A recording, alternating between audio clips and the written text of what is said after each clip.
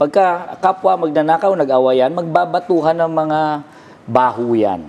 And you have to listen kasi lumalabas yung baho nila eh.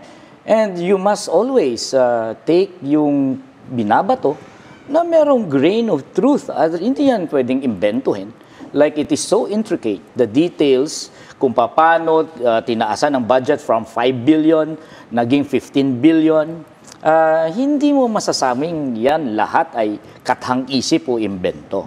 You know, I would even be assuming or presuming that the Vice President is telling the truth. Why? Eh, syempre, privy naman kasi siya sa workings ng isang korap na gobyerno. Pero I will point out na that does not justify yung mismong hindi niya pag-justify sa budget ng Office of the Vice President. Yung confidential funds niya na inubos niya in 11 days. It does not make her clean all of a sudden just because meron siyang binabatong putik sa kay Romualdez at saka kay Zaldico.